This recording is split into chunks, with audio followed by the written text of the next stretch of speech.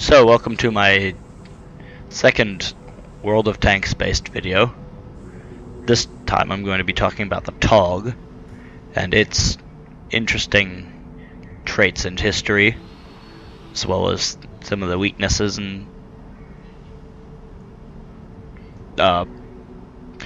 unweaknesses to it.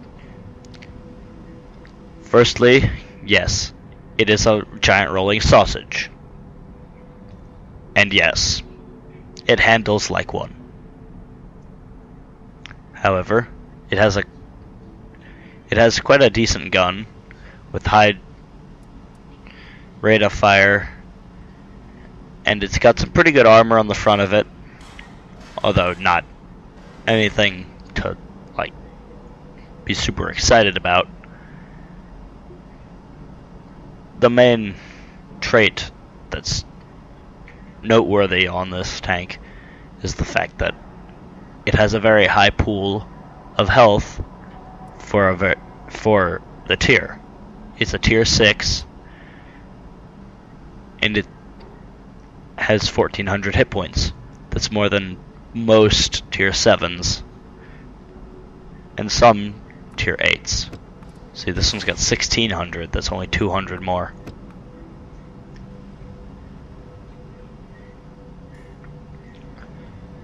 Mine has English things on it, because it is an English tank, as you can tell by the color and the flag down here. So, I'll talk more about it in battle. So, I'll say something about it once. Okay. So the TOG was originally created, well actually the TOG II, as this one is known, with an asterisk for some reason, was originally designed to cross wide trenches that had evolved to cope with the introduction of tanks after the First World War. The TOG is actually wide enough to cross most trenches that would have otherwise trapped tanks in them. Let's go! Partly due to its size, partly due to the placement of the engine. Speaking of the engine,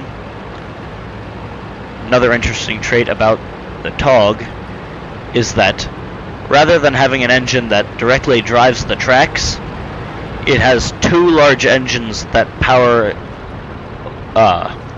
generators, which then power electric motors, which turn the tracks. Very similar to a diesel-electric locomotive. Actually, almost identical to one. Although that concept was not especially popular at the time of this tank's design. That is why that is part of the reason it's so large, because it was, in essence, a design playground. Enemy vehicle destroyed.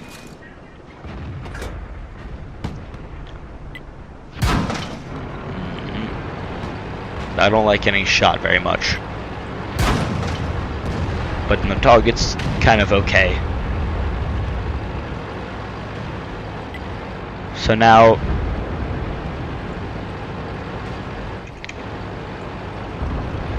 it has a rather low top speed and very large tracks. Again, this is one of the other tanks that I saw when I visited Povington.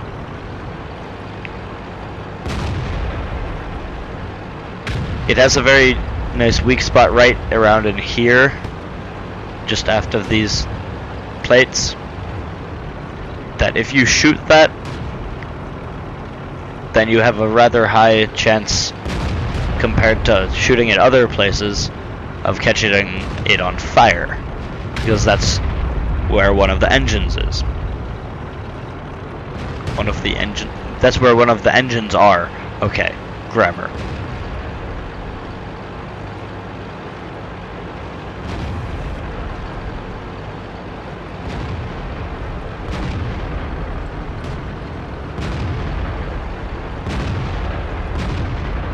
It was designed as a, as I said, it was designed to cross trenches.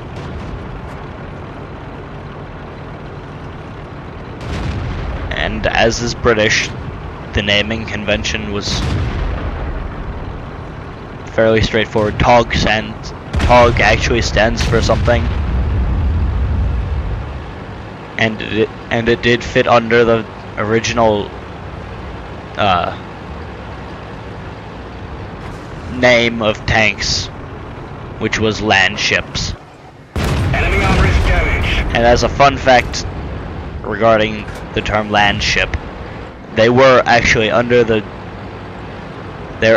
within the command of the Ministry of the Navy, which meant that Enemy armor is hit. they were actually ships. We lost the track. We're stuck here. They're rather We didn't small even scratch them. ships.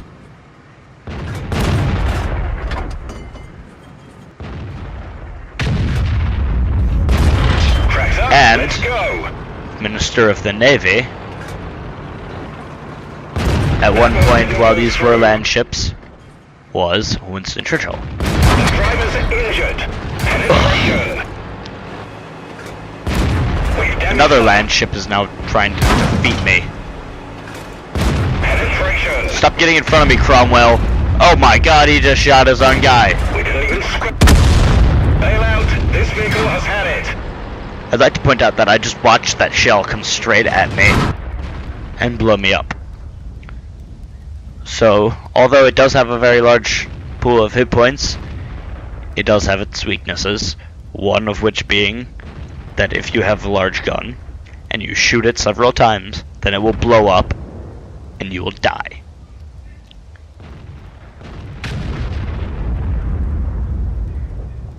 As you can see, kind of inside, there are two engines.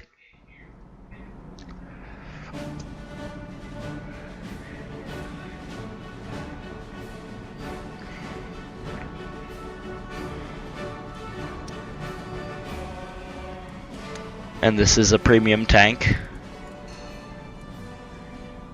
Trench warfare. Oh yes, that's what these giant things are. That was where they were designed to put sponsons, which are very much like on the Lee or Grant. Or they could have put it in here, I think. I think this is where they were going to put it, but that would have made it a much scarier tank to see, but not much, but much less effective because you can aim behind you as well. Okay, thanks for watching. That is all.